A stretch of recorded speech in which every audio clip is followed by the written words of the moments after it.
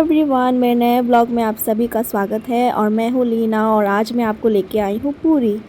और यहाँ पे हम क्या क्या करने वाले हैं आगे के ब्लॉग में मैं आपको दिखाने वाली हूँ। लेकिन उससे पहले अगर आप चैनल पे नए आए हैं तो सब्सक्राइब करना बिल्कुल मत भूलिएगा।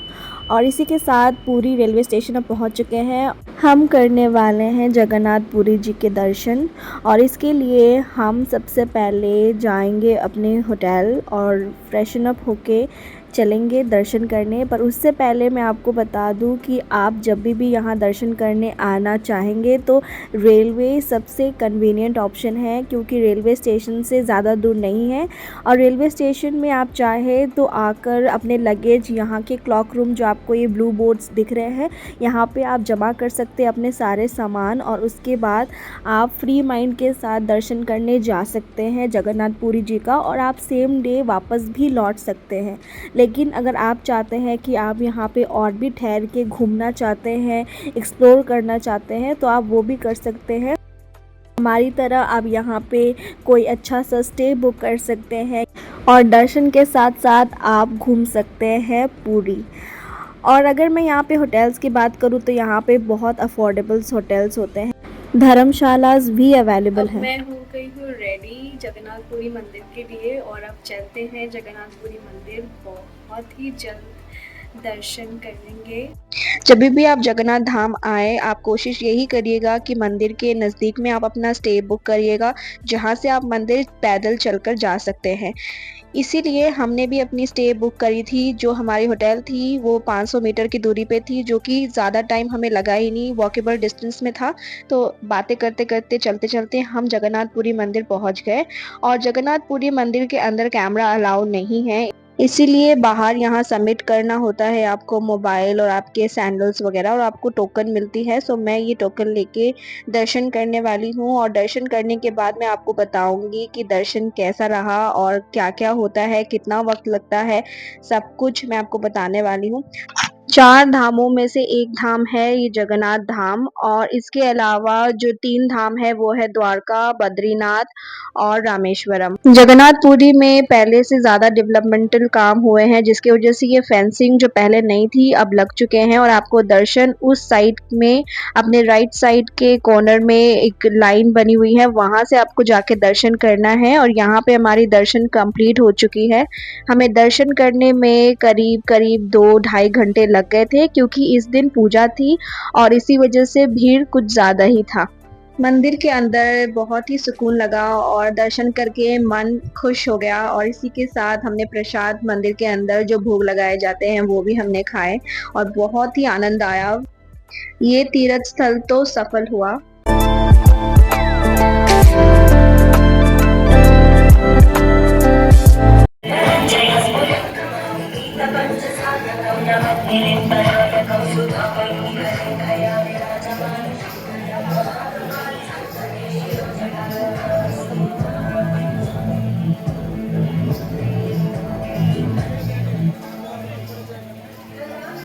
क्योंकि इस दिन पूजा थी, इस वजह से हमें मंदिर में कुछ ज़्यादा ही टाइम लग गया और हम अपने होटल पहुंच चुके हैं। और अब हम यहाँ पे करेंगे अब रेस्ट और अब हम निकलेंगे शाम को। उससे पहले मैं आपको बताना चाहती हूँ कि जगन्नाथपुरी शाम के टाइम पे भी बहुत ही खूबसूरत लगता है और मैं शाम का भी नज़ारा आपको ज़रूर से दिखाऊंगी। और सिंस ये दिन बहुत ही स्पेशल था, पूजा थी, इस वजह से बहुत कुछ हो रहा था वहाँ पे। और इसी के साथ हम लोग अब शाम को निकल चुके हैं। अभी हम लोग शाम को निकले हैं, अभी जस्ट ऐसे ही घूमने के लिए। पहले तो इतना ज़्यादा धूप था, दर्शन हो गए सुबह, बहुत अच्छे दर्शन हुए। लेकिन यहाँ पे कुछ फेस्टिवल होने की वजह से, यहाँ का लोकल संक्रांति पूजा कहते हैं आज के दिन, इसी वजह से मंदिर में कुछ ज़्यादा ही भीड़ था, जिस कारण से दर्शन उतना मतलब टाइम लग गया। उसके बाद फिर मैं कुछ शूट नहीं कर पाई, क्योंकि मंदिर में अलाउ नहीं था ले जाना कैमरा। तो फिर उसके बाद अभी हम लोग शाम को निकले हैं, पूरी बीच चलेंगे। कुछ यहाँ पे शॉपिंग करने की चीज़ें हैं, देखते हैं। गोल्डन बीच आज जा सकते हैं तो चलेंगे, नहीं तो कल चलते हैं। शाम को बहुत अच्छी हवा चल रही थी और बहुत अच्छा लग रहा था। थोड़ा सा डिहाइड्रेशन फील हो रहा था तो हमने सोचा कि नारियल पानी पिया जाए। तो हम यहाँ पे नारियल पानी पीने के लिए रुके हुए हैं और साथ ही यहाँ सामने ही हमारे गोल्डन बीच थे। इतनी नज़दीक थी हमारे होटल से तो हमने सोचा आज ही घूम लेते हैं। जगन्नाथ मंदिर में शाम के वक्त झंडा बदलने का भी कार्यक्रम होता है, आप चाहे तो वो देखने भी जा सकते हैं। कहते हैं कि अगर एक दिन भी झंडा नहीं बदला गया, अगर गलती से भूल गए तो मंदिर परिसर 18 साल के लिए बंद हो जाएंगे। इसीलिए रोज ये श्योरिटी रहती है कि वहाँ पे मंदिर का जो फ्लैग है वो ज़रूर से बदला जाए। और सबसे शॉकिंग बात ये लगती है कि जिस डायरेक्शन पे हवा बहती है झंडा उसके विपरीत लहराती है। सो ये अपने आप में बहुत ही आश्चर्यचकित बात है। आप अगर सोचेंगे कि कुछ ऑफ सीजन में आएंगे कि आपको भीड़ ना मिले तो ऐसा पॉसिबल ही नहीं है, क्योंकि ये धाम है, यहाँ पूरे साल भक्त आते ही रहते हैं और आप जब भी आएंगे यहाँ भीड़ मिलेगा। लेकिन यहाँ की रथ यात्रा सबसे ज़्यादा फेमस है तो उस वक्त आपको मैक्सिमम भीड़ मिल सकता है, नहीं तो आपको जब बाकी डेज में आप आइएगा तो नॉर्मल भीड़ मिलेगी।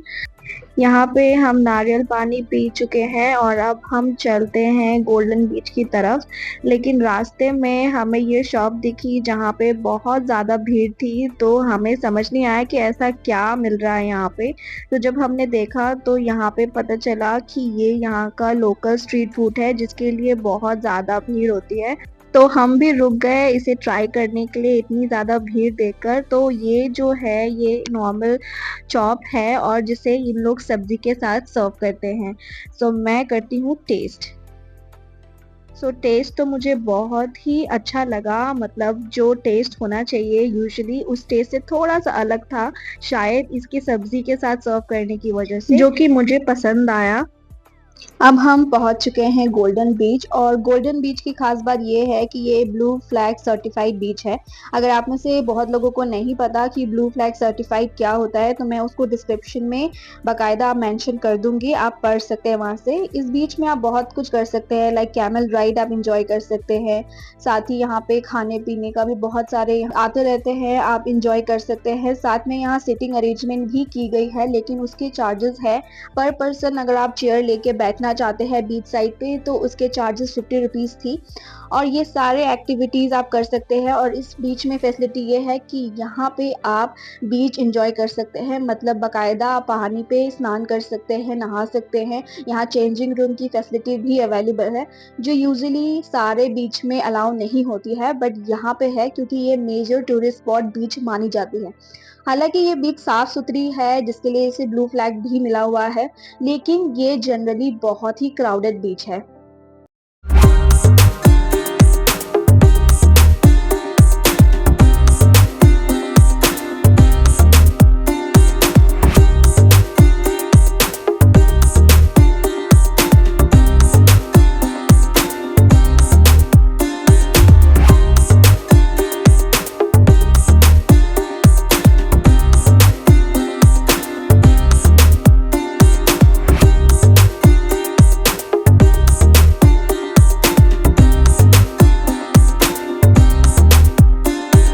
जगन्नाथ धाम आप जब भी आइएगा तो होटल बहुत ही सोच समझ के बुक कीजिएगा। ऐसे जगह पे बुक कीजिएगा जहां से आपको सारे लोकेशन नज़दीक पड़ जाए, जैसे हमने किया था। हमारी मंदिर जो थी वो हमारे होटल से जिस राइट साइड में थी 500 मीटर की दूरी में और करीब ये 700 मीटर की दूरी में थी गोल्डन बीच। तो हमने दोनों के बीच में होटल बुक किया जिस कारण से हमें कोई तकलीफ या परेशानी नहीं हुई और हमें पब्लिक ट्रांसपोर्ट पे डिपेंड भी होना नहीं पड़ा।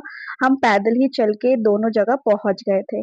और अब हम यहाँ पे बीच साइड मुरमुरा एंजॉय करते हुए अब हम जाएंगे पूरी बीच कुछ शॉपिंग करने। अब मंदिर के तीर्थ स्थल पे आए हो और खाली हाथ लौट जाए बिना शॉपिंग किए तो ऐसा पॉसिबल ही नहीं है। तो चलिए चलते हैं तीर्थ स्थल पे, कुछ कुछ चीजें देखते हैं। यहाँ पे हालांकि शंख की चीजें बहुत फेमस है तो देखेंगे, कोशिश यही करेंगे कि यहाँ से यहाँ की ओरिजिनल चीजें जो ऑथेंटिक यहाँ की मशहूर है वही चीजें हम लेके जाएंगे।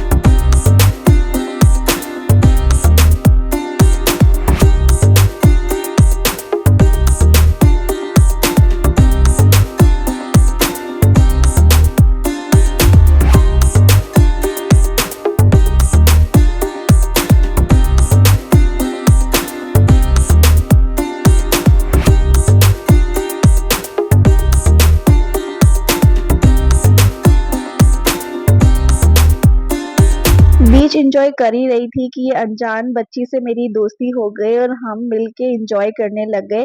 काफ़ी टाइम तक हम यहाँ एंजॉय कर रहे हैं। मुझे इस लड़की का नाम भी नहीं पता था, लेकिन ऐसा लग रहा था कि हम कितने दिनों से एक-दूसरे को जानते हैं। उस तरीके की बातें चल रही थी और मस्ती कर रहे थे हम लोग और इसी के साथ हमने जो मस्ती की, बहुत ही मज़ा आया मुझे इस बच्ची से मिलके। अब हम पहुंच चुके हैं पूरी बीच और शाम का टाइम है। यहाँ फूड स्टॉल और शॉपिंग के लिए तो पूरी beach one of the top famous जगह है ही। बहुत सारे टूरिस्ट स्पॉट तो यहाँ शॉपिंग करते ही हैं, साथ-साथ यहाँ के लोकल्स भी यहाँ पे शॉपिंग करने आते हैं। यहाँ पे आपको बहुत सारे ओरिजिनल शंख वगैरह दिख जाएंगे जो कि बहुत ही अच्छे रेट्स में आपको अवेलेबल हो जाएंगे और आप यहाँ पे बार्गेनिंग भी कर सकते हैं। मैंने भी कुछ-कुछ चीज़ें खरीदी, बार्गेनिंग की और मुझे भी बहुत अच्छे रेट्स में बहुत सारे ओरिजिनल चीज़ें मिल गई। यहाँ से मैंने अपने लिए तो बहुत कुछ लिया ही, साथ में मैंने बाकी सब फैमिली मेंबर्स के लिए भी बहुत कुछ लिए जो कि मुझे बहुत ही अच्छा लगा था और ऐसी चीज़ें जनरली आप कहीं और जगह से आप लेने जाएँगे ना तो उसके चार्जेस आपको डबल भी देने पड़ेंगे। तो इससे बेटर है कि जहाँ जो चीज़ चल रही है वहाँ से लीजिए, कम रेट्स में आपको अच्छे प्रोडक्ट्स मिल जाएँगे। अब हम आ चुके हैं डिनर के लिए और ये एक रेस्टोरेंट थी पंचफोरन और ये ओडिया की रेस्टोरेंट थी। लोकल कुजीन यहाँ पे मिल रहे थे लेकिन हमने कुछ नॉर्थ इंडियन ही मंगाया और हमने सोचा कि डिनर करके चलते हैं क्योंकि ऑब्वियसली थकान बहुत ज़्यादा हो चुकी थी और अब हम रेस्ट करने वाले थे क्योंकि आज का दिन बहुत ही टायरिंग था और इसी के साथ हम डिनर कर लेते हैं।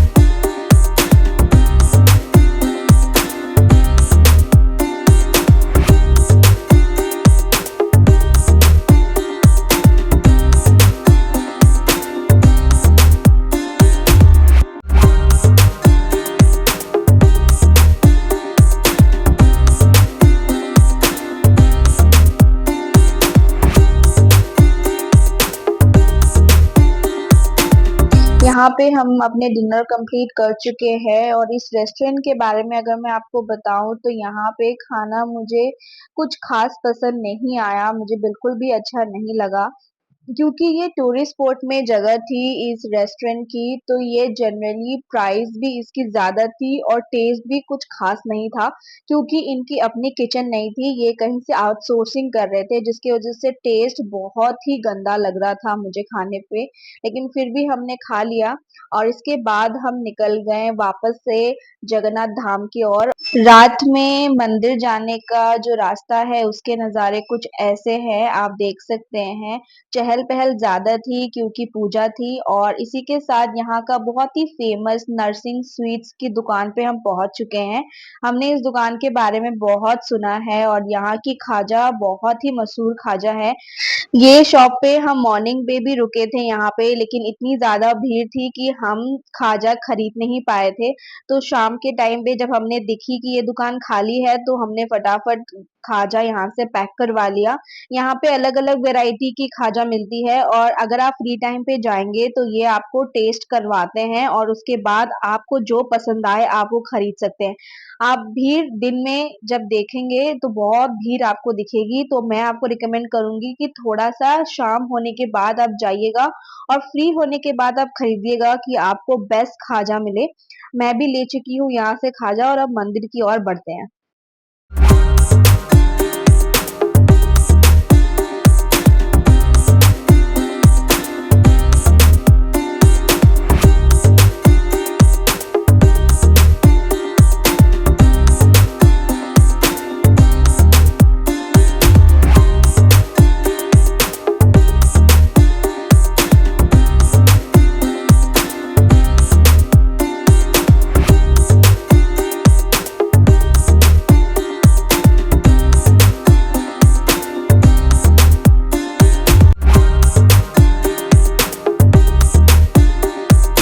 आप देख सकते हैं जगन्नाथ मंदिर रात को कैसा लगता है। रात का नज़ारा और भी खूबसूरत था, सारी जगह लाइट चमक रही थी और भीड़ इतना इसीलिए भी है क्योंकि आज फेस्टिवल है और यहाँ पे एक स्टेज शो भी चल रहा था मंदिर के बाहर, जहाँ मैं अभी आपको लेके चलूँगी। उससे पहले हमारे साथ एक इंसिडेंट हुई जहाँ पे हम चल रहे थे, जा रहे थे, जहाँ पे स्टेज शो हो रहा था।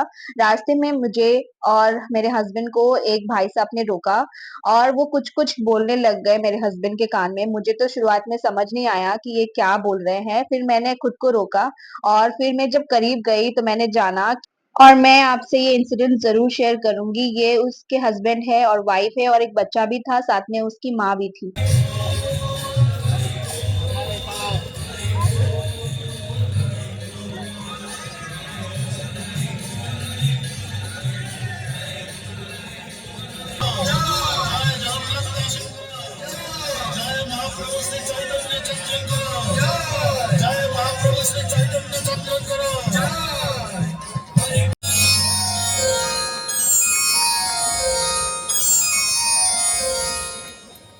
ମୁଁ ନିଶ୍ଚିତ ଭାବେ ଆମନ୍ତ୍ରଣ ଜଣାଉଛି ଆଜିକାର ଆମର ମୁଖ୍ୟ ଅତିଥି ମହୋଦୟଙ୍କୁ ଶ୍ରୀଯୁକ୍ତ ମାନ୍ୟବର ସାଂସଦ ଡକ୍ଟର ସମ୍ବିତ ପାତ୍ର ମହୋଦୟ ତାଙ୍କୁ ମଞ୍ଚକୁ ଆଣୁଛନ୍ତି ଅନୁଷ୍ଠାନର ଉପଦେଷ୍ଟା ତଥା କୃଷ୍ଣଚରଣ ସାମନ୍ତରାୟ ମହୋଦୟ ଟିକେ ମଧ୍ୟ ଭାଗକୁ ଆସିବା ପାଇଁ ନିମନ୍ତ୍ରଣ ଜଣାଇବି। ହଁ ସମସ୍ତେ ବସିଯାଆନ୍ତୁ। ଇଏ ହେଉଛି ମାନ୍ୟବର ସାଂସଦ ଡକ୍ଟର ସମ୍ବିତ ପାତ୍ର ମହୋଦୟ ଶ୍ରୀମନ୍ଦିର ପାରମ୍ପରିକ ମହୋତ୍ସବ 52ତମ तथा प्रथम एवं हम इतने सही टाइम पे आए थे कि बहुत कुछ हम एक्सपीरियंस कर पाए। इसी के साथ यहाँ पे member of parliament doctor Sambit Patra भी आए हुए थे। ये होची श्रीक्षेत्र हनुमान जयंती कमिटी तरफ वाह वाह वाह वाह वाह वाह रामानाम ईश्वर जस्य सह रामेश्वर नहीं नहीं नहीं रामस्य ईश्वर जह सह रामेश्वर देखिए रामचंद्र एवं शंकर केवल संपर्क देखु ये हूँ रामचंद्र ये शंकर देखो संपर्क आज यही गहन आसवा तेज यही गहन मैं अनुरोध जनइबी। यहाँ पे आप भीड़ देख सकते हैं। रात के 10 बज चुके हैं पर भीड़ में कोई कमी नहीं आई है और सब लोग यहाँ पे आराम से बैठ के भी एंजॉय कर रहे थे। समस्त ओडिशार नववर्ष ओडिया नववर्ष एवं पणा संक्रांतिर बहु बहु शुभेच्छा। मंच उपर राधाकृष्ण भी अच्छा, महाप्रभु चैतन्य भी अच्छा, आउ समस्त कुनी कुनी छुआ आउ महाप्रभु तो स्वयं ये देखुंट और जगन्नाथ दास भी अच्छा और महाप्रभु समस्त को चाहिए। प्रोग्राम देखते देखते काफी लेट हो चुके थे तो हम निकल के आ गए थे और मैं आपको बताती हूँ कि यहाँ पे एग्जैक्टली पहले हुआ क्या था। जो भाई साहब हमें मिले थे वो ये बोल रहे थे कि उनके सारे सामान चोरी हो चुके हैं और उनके पास कुछ भी नहीं बचा है और उनको वापस घर लौटना है, तो वो कुछ फाइनेंशियल हेल्प करने के लिए बोल रहे थे। सो हमने भी वहां पे थोड़ी सी इंसानियत दिखाई और कुछ पैसे उन्हें दे दिए। लेकिन कुछ देर बाद हमें समझ आया, जब और भी लोग आए और सेम तरीके की कहानियां बोलने लग गए, तो हमें समझ में आया कि आजकल भलाई का जमाना ही नहीं है। आप किसी को भी ये नहीं पता कर सकते हैं कि कौन जेन्युइन है और कौन नहीं, और कौन सच्चाई बोल रहा है कौन नहीं। और हेल्प तो हमने एक की कर दी, लेकिन वो कितना जेन्युइन था हमें नहीं पता। हम नहीं चाहते कि आप दोबारा इस तरीके के इंसिडेंट में कभी फंसे, इसलिए सावधान रहिए, सतर्क रहिए। और यहाँ पे हम दोबारा से प्रसाद खाने के बाद लौटेंगे अपनी होटल की तरफ। और आपको ये वीडियो कैसा लगा मुझे जरूर से बताइएगा कमेंट्स में। वीडियो पसंद आया तो लाइक जरूर से करिएगा, सब्सक्राइब करना ना भूले। मिलते हैं नेक्स्ट व्लॉग में, तब तक के लिए बाय बाय।